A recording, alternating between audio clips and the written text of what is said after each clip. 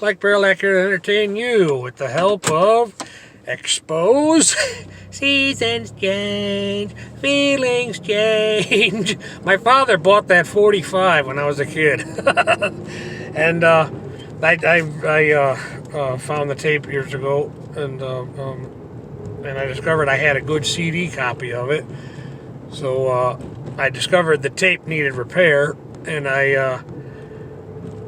we had to ask myself, is it worth the time and effort to repair this thing now that my things are home now, instead of in a storage unit? And I decided, man, so I chucked it in the garbage at work, and I got scolded. Yeah. Somebody picked it out of there and said, Mike, did you throw away music? That's sacrilege. I'm like, sorry, man. Next time I know, I'll give it to you. I'm just getting tired of freaking repairing these things. I know I can do it, but is it really worth the time and effort? Especially if I have a good CD copy of it. Anyways, but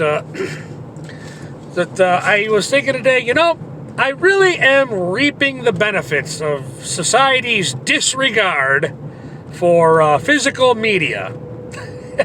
For example, the Expose cassette that I fixate on today, now that I have a good CD copy of it.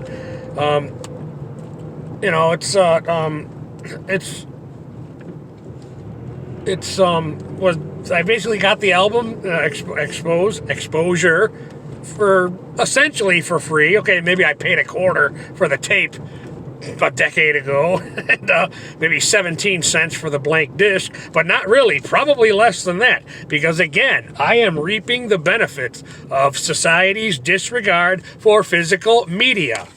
Not so much anymore, but for a while there, I was finding those packs of 150 blank discs at the Goodwill. The person used a couple of them and then donated the rest of the Goodwill. And I was buying these, what were originally retailed for probably, I know because years ago I bought it at that price, but not for long, because eventually I was finding the same damn thing at the Goodwill, except for maybe there wasn't 100 there. It was a 100 pack and somebody used 5, so it was 95 pack, and paying $3-4 as opposed to $35-40 what they originally retailed for. So as I said, I am reaping the benefit of society's disregard for physical media. And I say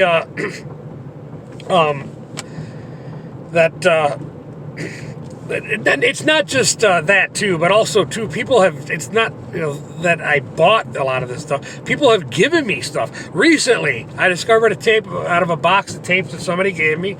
It turned out to be a 40th anniversary live thing from Atlantic Records.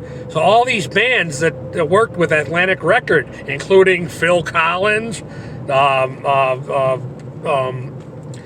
Zeppelin, Robert Plant, Foreigner, Yes, and it was kind of cool because of Mike and the Mechanics.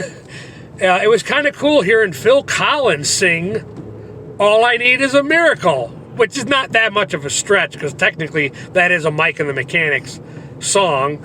Mike Rutherford, the guitarist from Genesis. So that's not that much of a stretch, but I never heard Phil Collins sing the song, the Mike and the Mechanics song, "All I Need Is a Miracle." So I thought it was pretty cool. But anyways, yeah, but I still think I'm reaping the benefits of society's disregard for physical media. They talk about cloud media. Now people, some people are complaining about this stuff. I have no direct way of knowing if this is true, but I've heard some people are complaining that stuff they have paid for on their cloud playlist, media site, whatever, and somebody's going in there and politely taking the stuff down. Control. The powers that be, for political reasons, taking a movie or a song you bought off your paid playlist, material you paid for on your cloud sight, whatever the hell they call it. And the powers that be seeing fit to take this stuff down for political reasons. And I thought, this is just an example that came to mind for me, but the movie Home Alone. I could see one of these things seeing fit to take that down, even though taking it down off your paid media site, because people might see Trump is in that movie, and people might see him as a human being. And we need for the masses, for the sake of our power and control, we need for the masses to see Trump as for the devil. We need to make sure the masses see Trump and see the devil. Yeah, we want to make sure we have a fall guy for all the world's problems. So, so we decided that it's just not appropriate to allow the masses to see the movie Home Alone. Hey, oddly enough, these are the same damn people that'll leave their kids unattended or with a questionable authority so that they can go on vacation. Real nice, huh? So,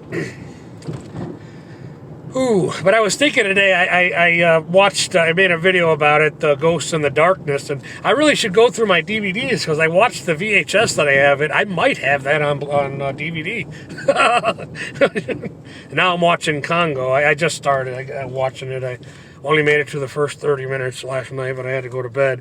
And I better make sure I don't have a DVD copy of that before I go on watching the VHSs. But these are problems that are exclusive to Mike Perlak, me. Watching a movie on VHS without knowing whether or not I would look, taking the minute to look and see, I might already have that one on DVD. These are problems that are exclusive to me.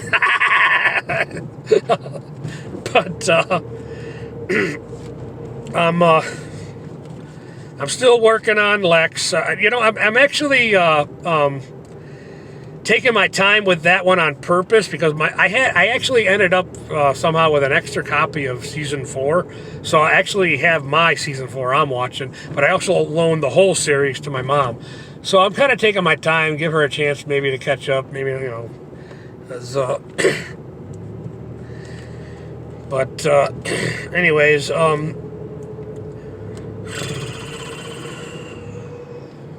yeah, my tape player at work kaput today.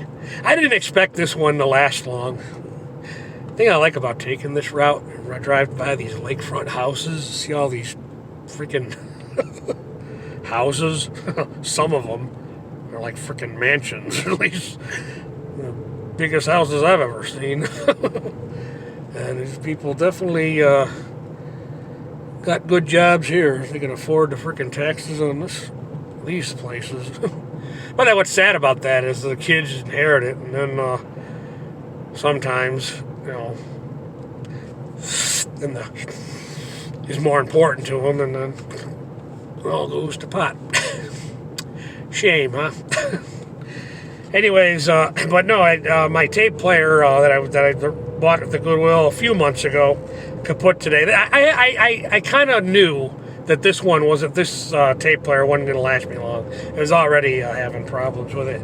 But the thing about it is, once I'm done with them, I use them as long as I can, and then I just take them home. And because I am a true conservationist, not a fake, not somebody who, not a less than non-gullible person who believes being a conservationist means supporting the Green New Deal and other such BS. No, I'm a real conservationist. So what I'll do is I take these things home, I take them apart, and then I disassemble them, and then all the plastic stuff, obviously goes in the plastic recycling, and all the electrical components, speaker, fasteners, screws and stuff, metal, all goes in a box. And then when I take my aluminum cans back to recycle, I take the box with me. I'd be lucky if I get 50 cents, but that's beside the point. The point is that stuff don't end up in a landfill. Besides, they charge you to dispose of that stuff these days anyways. So my way's better. Plus I get to have the fun of taking them apart. I always took things apart when I was a kid. So there is a degree of fun and taking things apart. But,